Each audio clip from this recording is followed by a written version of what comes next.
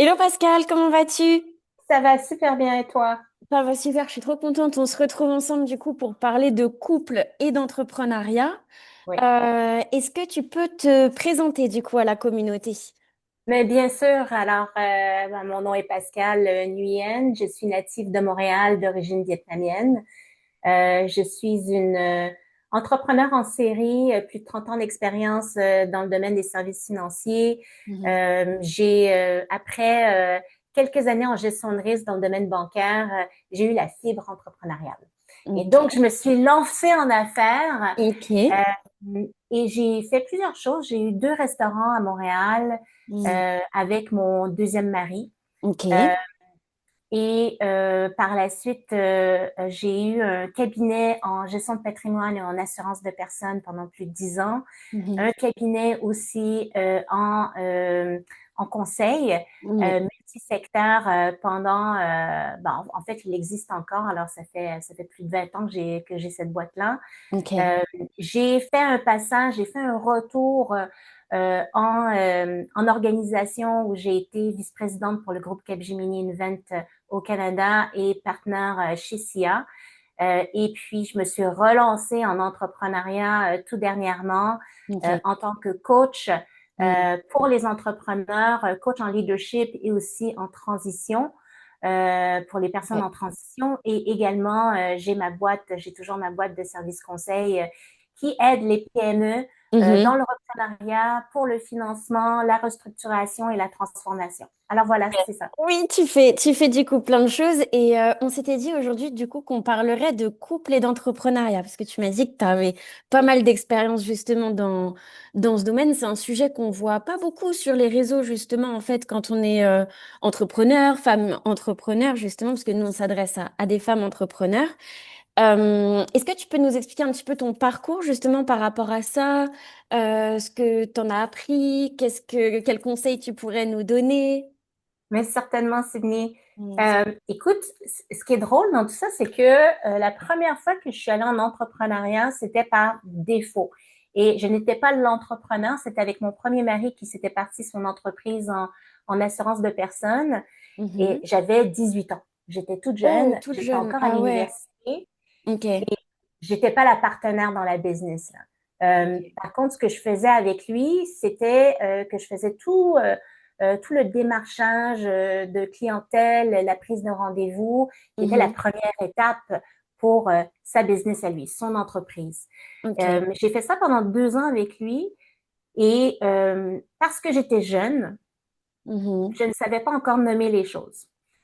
Et au tout début, il y avait une entente qu'il y aurait une rémunération. Et cette Hmm. rémunération n'a pas eu lieu. Et Oh, ok. oui. Hmm.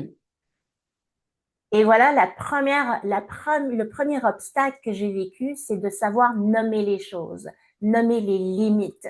Ok. Lorsqu'on n'est pas le partenaire, on est en quelque sorte le partenaire privilégié, mais on n'est pas un acteur principal où on va avoir un actionnariat ou Mhm. quoi que ce soit de tangible, une simple rémunération. Il faut savoir nommer les choses clairement. Or, il Ok. se trouve que mon conjoint à ce moment-là euh, payait la majorité des dépenses dans le couple. Et Hmm. c'est ce qu'il me disait. Il me disait, Ok. bah oui, mais je couvre tout, alors j'ai pas besoin de te payer. Et la première leçon, c'est vraiment d'apprendre à connaître ses limites. La deuxième fois, je me suis partie mais vraiment là, je me suis vraiment partie en entrepreneuriat, mais que je l'ai fait avec mon conjoint. C'était mon deuxième conjoint. D'accord. Et c'est là qu'on a ouvert les restaurants ensemble. Ok. Alors, deux entrepreneurs qui dirigent la même entreprise. On a une vision partagée, une mission partagée. Oui. Le partenaire que j'ai choisi, qui était mon Mhm. conjoint, Oui. n'avait pas les compétences pour Hmm. m'appuyer dans l'entrepreneuriat, ni dans D'accord. les opérations. Il n'avait pas l'acumen non plus. Il n'avait ni vraiment l'envie. Lui, ce qu'il voulait, c'est plus parler avec les gens, faire du social finalement. Ok. Et ce qui est arrivé, c'est que on en a souffert. Non seulement l'entreprise en a souffert parce qu'on a eu deux restaurants, il fallait qu'on soit les deux, qu'on partage les Mhm. responsabilités. Ouais. Et ça n'a pas pu être fait. Et pas parce que je ne l'ai pas nommé. Parce que tout simplement, j'ai choisi le mauvais partenaire. Et pour comment je l'ai choisi? Par amour. En connaissance de Ok. cause. En sachant qu'il n'avait pas les compétences. Et ça a fragilisé notre couple. Mhm. Alors, s'en est suivi le divorce suite à la Ok. vente des restaurants. D'accord. Mais ça aussi, ça m'a fragilisée également parce que je travaillais 70 heures semaine. Parce qu'il fallait que j'essayais, et je te dis, s'il y avait une façon de se cloner, de me cloner, Ouais. je l'aurais fait. Tu l'aurais fait. Et Mm, mm. c'était pas possible. Et ça a été vraiment la deuxième leçon de vie.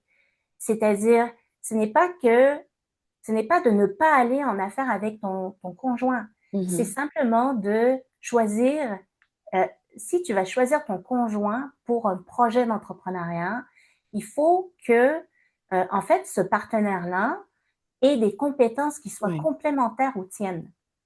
Et plus encore, il faut que la communication soit vraiment, et là, lorsque je vais dire elle soit parfaite, il faut Mm. qu'elle soit quasi parfaite. Parce que euh, ça devient une aventure de couple.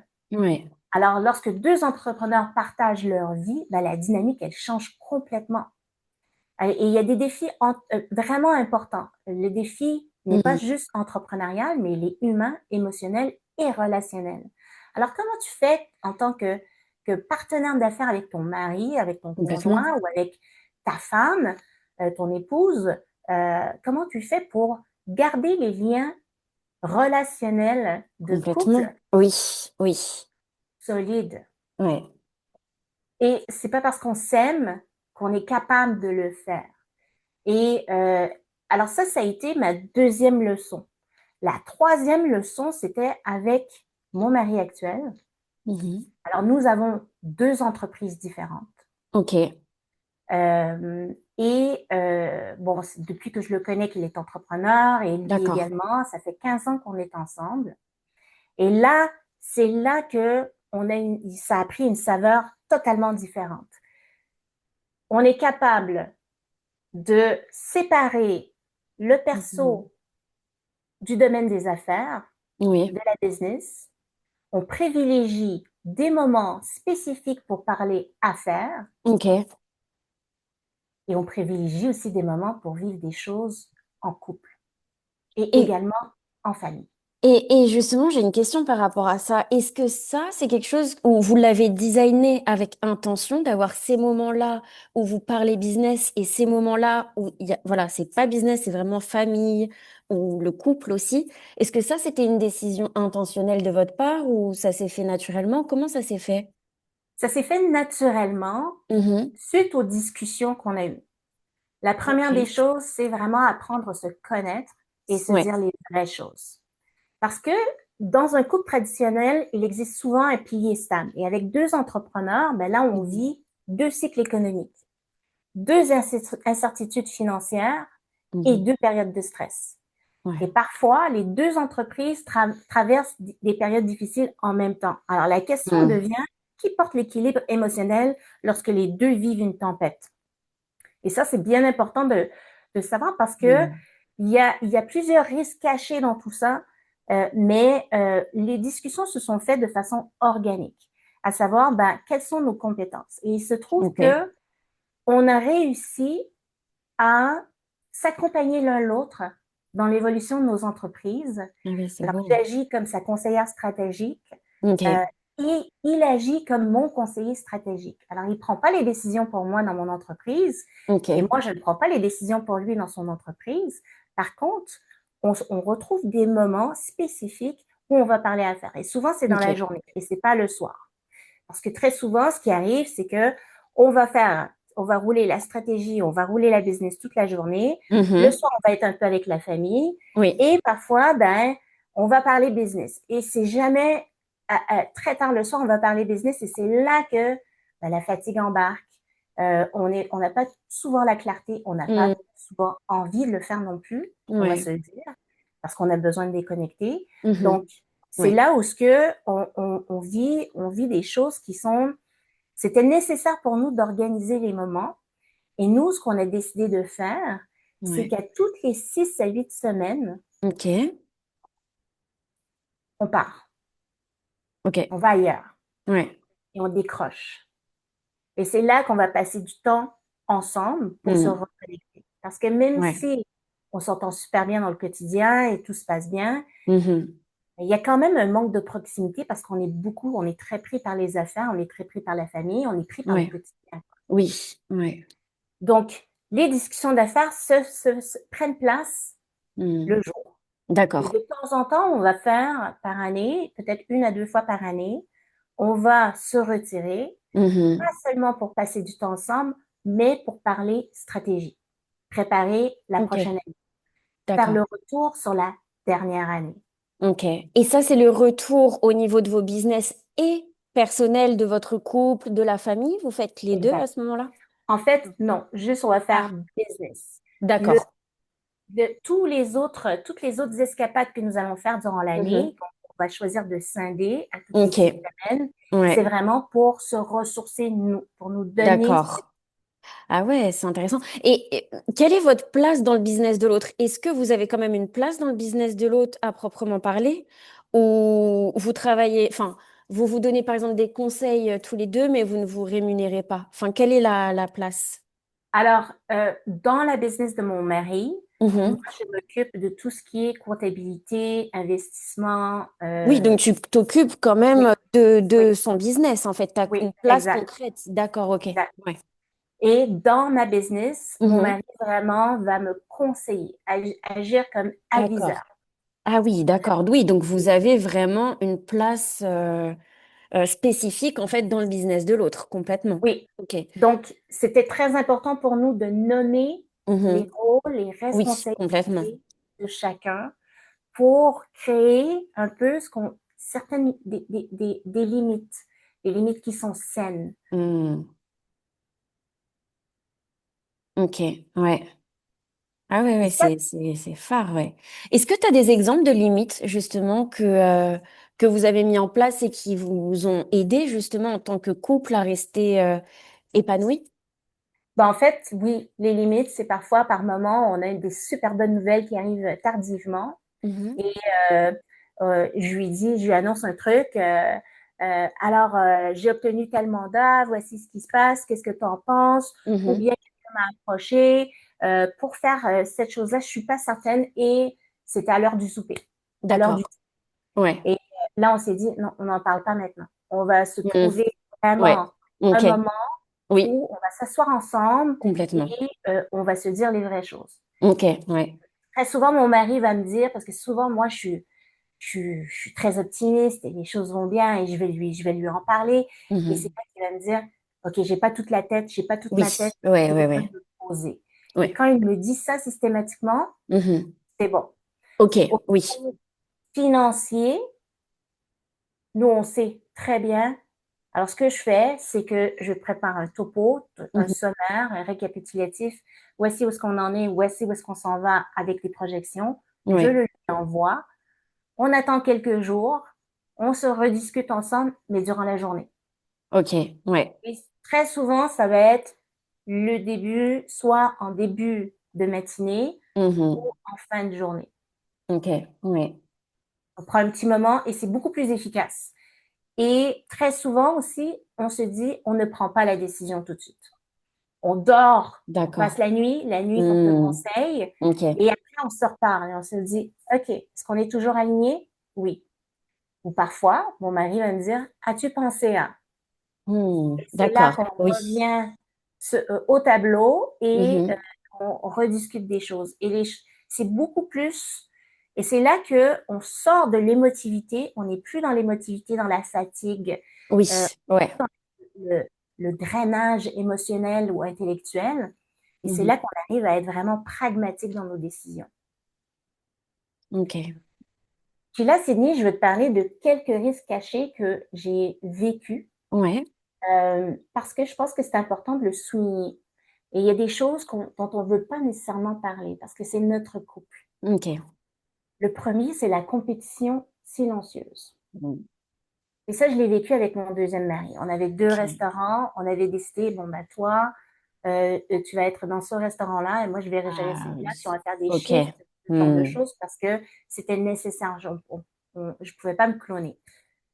Et il y a eu un phénomène subtil qui est apparu. La comparaison. La comparaison. Hmm.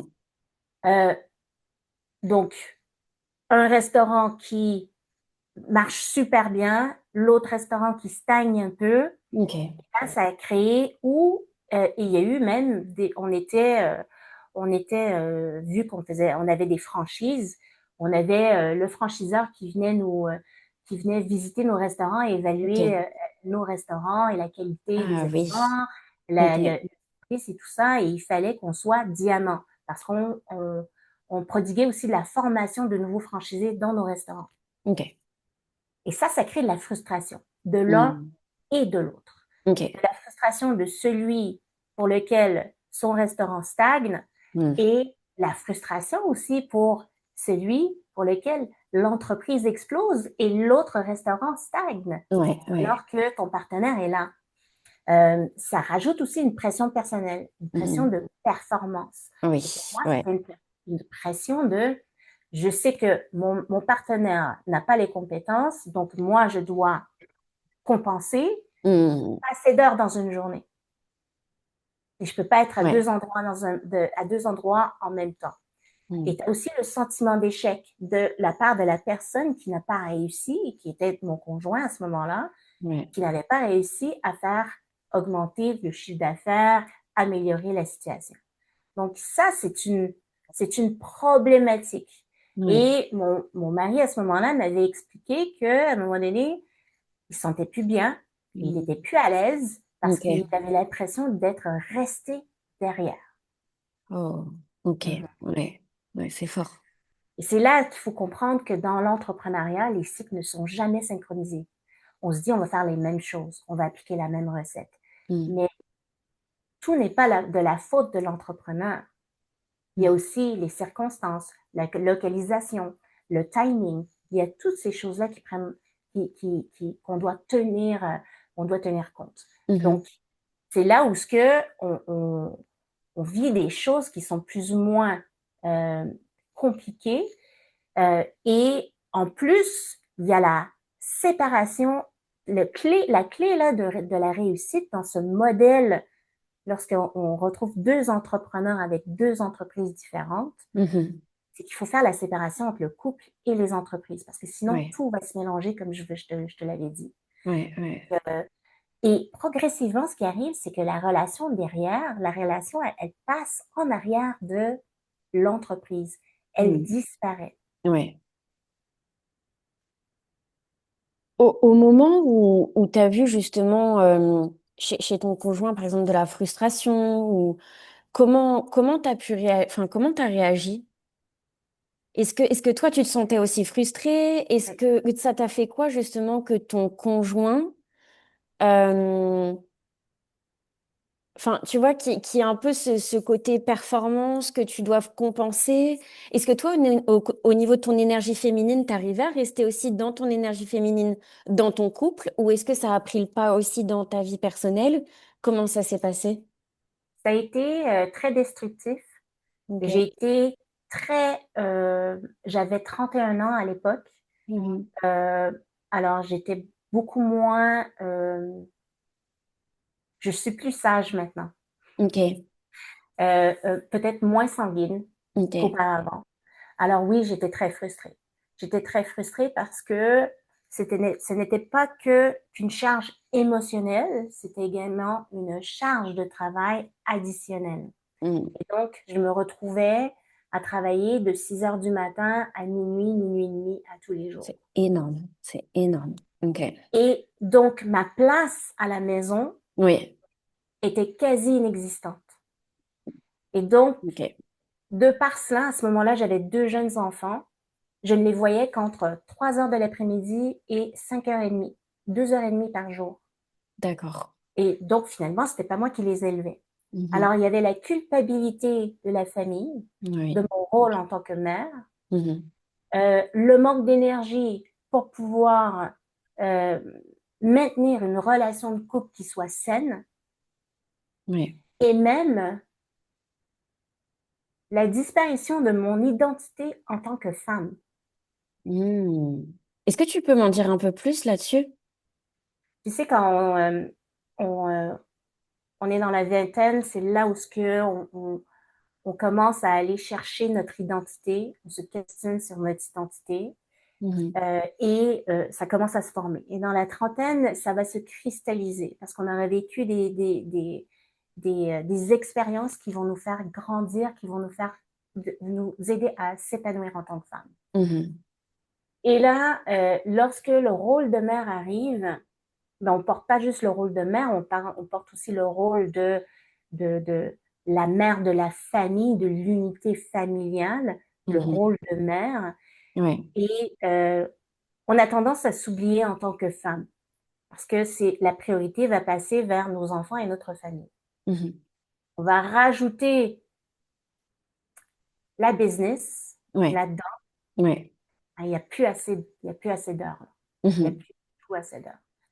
Et donc, j'ai perdu 20 kilos. Ok. J'étais Ouais. rendue la peau, j'avais la peau et les os, j'étais grise, j'avais de la difficulté à dormir. Je pensais que j'étais en train de faire une dépression. Ok. Et j'ai parlé avec un médecin et le médecin m'a dit, Madame, ce qu'il vous faut, Mhm. c'est pas un traitement, c'est Ouais. pas des médicaments, c'est un changement de vie. Ok. Ouais. Et il m'a dit, et c'était très puissant ce qu'il m'a dit, Superwoman et Superman, Mhm. ne peuvent pas. Dans les livres, les BD, les Mhm. films, ça n'existe pas. Vous n'avez pas, en tant, en tant qu'être humain, vous n'avez pas la capacité de faire tout ça. Et Ouais. donc, ce que vous vivez est normal. Ok. Et c'est à ce moment-là que j'ai compris qu'il fallait que je fasse un changement. Et c'est là que j'ai décidé de vendre mes restaurants. Ok. Et en même temps, pendant tout ce temps-là, et j'étais 10 ans avec mon deuxième mari, Mhm. tout ce temps-là, mais notre relation, il n'y avait plus de relation. Et le regard vis-à-vis de mon mari, de mon conjoint, avait Mhm. changé. Ok. Il Parce que était j'avais comment? toutes les incapacités ou les Oui. incompétences. Et j'avais, malgré le fait que j'avais accepté volontairement, Mhm. que j'avais fait le choix et que j'en étais consciente, j'étais frustrée d'avoir eu à vivre ceci. Tout Ok. ça. Ah oui. Ouais. Et donc, par la suite, j'ai dû me reconstruire, retrouver mon identité en tant que femme. Mhm. Qui est-ce que j'ai envie de devenir? Quelles sont mes valeurs? Aujourd'hui, quelles sont mes priorités? Et j'ai compris que ma priorité, Ouais. c'était mes enfants, Ok. mais moi aussi. Mhm. Parce Ouais. que notre famille a besoin de nous. On a la prétention de dire oui, mais le bonheur des enfants, oui, mais le bonheur des enfants, il tient par aussi, pas juste leur bonheur, mais notre bonheur Mhm. individuel. Ouais. Ouais. Quand ils vous voient, et moi, je sais, ma fille, mon fils, mais qui sont maintenant, Chloé a 22 ans, Jean-Luc va avoir à 26 ans, euh, les deux m'ont dit, on est fiers de qui tu es. Parce Mhm. qu'aujourd'hui, tu es Ouais. forte dans ton esprit, tu es forte dans ton cœur. Et tu Mhm. as encore l'énergie de faire ce que tu as à faire. Tu es un exemple pour nous. Malgré le fait que j'avais peur Ouais. qu'ils voient l'échec. Mhm. Mais l'échec, c'est quoi en fait? C'est une leçon. C'est pas. Il faut arrêter de voir les échecs comme une finalité. Mhm. Complètement. L'échec, en fait, Ouais. quelque chose, c'est quelque chose sur lequel on devrait en fait euh, utiliser comme levier Mhm. pour s'améliorer et même améliorer notre prochaine entreprise.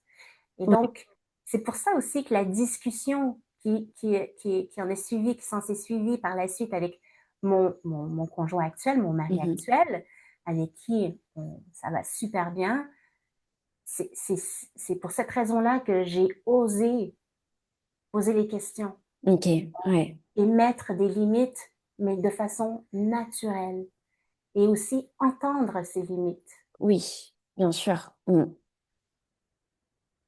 Et la plus grosse leçon de ce deuxième mariage et cette toute première entreprise en tant qu'entrepreneur à 100%, c'était l'écoute active. Alors, l'écoute active, on en parle beaucoup, puis je pense qu'on s'en était parlé, toi et moi, la dernière fois, rapidement. Ouais. L'écoute active, on dit, bon, c'est quoi l'écoute active? Alors, c'est se poser dans le moment, Mhm. taire notre ego, taire tous les a priori, les jugements qu'on a, se poser dans le moment et écouter l'autre personne. Et vraiment essayer de comprendre ce que l'autre personne essaye de nous dire, pas juste dans les mots, mais aussi dans le body language, dans Mm. le langage corporel. Ouais. Mais il y a aussi, alors ça, c'est ce que tout le monde prodigue. Et attendre un peu, on attend un peu avant de préparer notre réponse. Parce que très souvent, lorsqu'on parle à quelqu'un et quelqu'un nous répond, on est en train de, ça cogite, ça roule. Mhm. Si on se déposait dans le moment et on attendait, c'est là qu'on percevrait vraiment les vrais signes, les vrais, le vrai sujet, Mhm. les vrais sentiments. Mais on oublie dans l'écoute active, on oublie de s'écouter nous en tant qu'individu, en tant que Mhm. femme Ouais. entrepreneur. Et l'écoute active, c'est quoi? C'est écouter pas juste ce qu'on a ici dans la tête, mais Mhm. aussi ici, là, Ouais, ouais. et partout. Qu'est-ce que notre corps essaye de nous dire? Si notre ego est heurté et piqué, essayons Mhm. de comprendre les raisons sous-jacentes qui fait parler notre ego. Alors pour Ouais. quelle raison que ça nous heurte ou on est frustré? Mhm. Il y a toujours quelque chose et il faut l'écouter. Et ça, c'est quelque chose qu'on ne fait pas assez parce que nous, les femmes, on donne beaucoup, Mhm. on reçoit peut-être un peu moins qu'on le désire et peut-être nécessairement un peu moins que ce dont on a besoin, on a réellement besoin. Et Ouais. ça, quand je coach les femmes qui sont entrepreneurs et les femmes qui sont des leaders de ce monde, Mhm. elles me le disent, mais tellement souvent qu'elles se sont oubliées, qu'elles ne savent plus qui elles sont, Mhm. pourquoi elles sont réellement là. Et surtout les femmes qui ont des grands-enfants qui partent de la maison, qui quittent le lit, elles se retrouvent face à elles-mêmes, qui je suis. Ok. Ouais.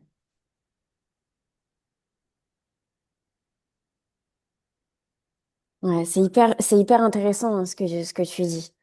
Moi, je note, hein, j'ai noté plein de choses, notamment de faire attention aux futures frustrations en fait qui peuvent apparaître. Le fait vraiment en fait de revenir sur nous, s'écouter nous et, et prendre des décisions aussi en fonction. C'est très fort, oui. Est-ce que tu aurais un dernier mot pour ces femmes justement qui sont en couple et qui ont un business aussi avec leur conjoint? Il y a des choses, je pense que le plus gros danger dans l'entrepreneuriat en couple, c'est de confondre la relation personnelle et Mhm. la hiérarchie professionnelle.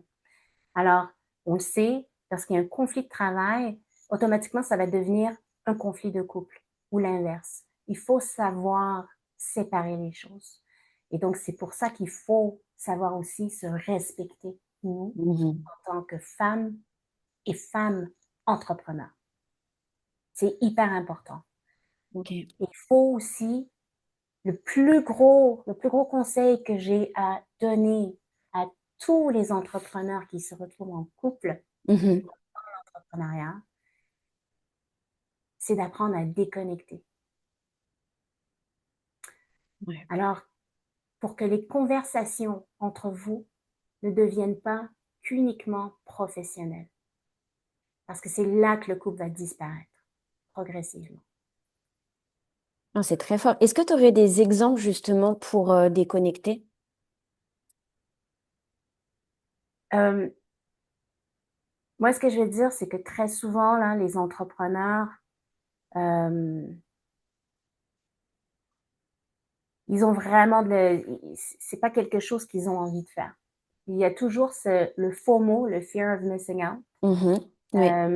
la volonté d'avoir le plus de contrôle de possible pour pouvoir gérer les risques. Mhm. Et à un moment, il faut pouvoir se dire, euh, il faut que l'un comme l'autre soit capable de, là je vais parler en anglais, là, tu Mhm. m'excuseras l'anglicisme, se garder in check, Ok.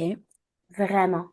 Et lorsqu'on voit que son partenaire est un peu fatigué ou prend des décisions rapides, trop rapides, Mhm. euh, il faut savoir dire stop. Stop, on Ok. prend un temps d'arrêt. Mhm. On prévoit une petite escapade, Ok. 48 heures. Ok. Et on arrête. Et on ne parle pas d'affaires. La règle, on arrive dans cet endroit-là, il n'y a Mhm. pas d'affaires. Le téléphone affaires n'est pas là. Il n'est pas là. Ok. Oui. Le meilleur conseil en tant qu'entrepreneur, deux téléphones. Mhm. Ouais. Un pour le perso, un pour le pro. Mhm. Séparer les choses Oui. et ne pas mélanger émotion avec décision. Parce que si on le fait, les discussions deviennent émotionnelles au lieu d'être rationnelles. Ok. Oui. Oui. Complètement. Donc, c'est vraiment ça. Il y a Ok. l'autre aspect qui est le tout dernier aspect. Et je Mhm. pense que c'est important d'en parler parce que je parle beaucoup ces derniers temps de leadership étant les gens qui sont en leadership et dans l'entrepreneuriat souvent se retrouvent, surtout les solopreneurs, Ok. ils se retrouvent isolés. Et les couples entrepreneurs peuvent Mhm. aussi devenir très isolés parce que très peu de gens comprennent les risques, la pression, l'incertitude qu'ils vivent. Oui. Oui. C'est là où ce que on, on, on, on arrive difficilement à trouver des gens qui nous ressemblent ou C'est bien qui vrai vont ça. être Mhm. capables de comprendre un petit peu quand on parle de certaines choses. Donc, ça, c'est quelque chose vraiment de très important. Donc, les règles qui fonctionnent vraiment, là, je te dirais, c'est vraiment de créer des espaces sans entreprise, comme je te l'avais dit, Oui. de respecter les rôles. Donc, il faut qu'il y ait dans chaque domaine un décideur qui est clair. Ok. Ça, Oui. c'est sûr et certain. Et aussi, l'autre règle, c'est protéger l'identité individuelle. Alors, Oui. savoir garder son propre réseau, ses propres projets, son identité professionnelle, parce que sinon, la relation elle va devenir étouffante. Oui. Voilà. Ouais. Complètement. Waouh. Merci beaucoup en tout cas, Pascal. Si on a envie de travailler avec toi, on te retrouve où sur les réseaux sociaux? Alors, vous pourrez me trouver sur LinkedIn. Alors, c'est Mhm. Pascal avec un E, Nguyen, Nguyen, Nguyen. Je le mettrai Ou aussi en description. oui. Et puis sur mon site web www.momentumcoachingmethod euh, en Mhm. anglais.ca et aussi mon blog momentumcoachingmethod.com. Ok, oui, tout sera en description. En tout cas, merci beaucoup hein, pour cette discussion. Ouais, c'est hyper intéressant et comme tu dis, vraiment d'arriver à protéger son identité, protéger aussi la relation, Oui, se protéger soi et protéger l'autre en fait. Mm. Merci beaucoup exact. en tout cas pour ce beau moment. Puis j'espère qu'on pourra justement échanger sur d'autres sujets comme ça parce que c'est très profond et on apprend beaucoup. Donc merci beaucoup pour ton partage. À Voilà, toi. qui est très personnel et qui, je suis sûre, vont aider beaucoup d'entrepreneurs. Mm. Merci beaucoup, Sydney. Merci beaucoup. Je te souhaite de passer une belle journée en tout cas. Toi également. Merci beaucoup. Merci. Bye Au bye. revoir.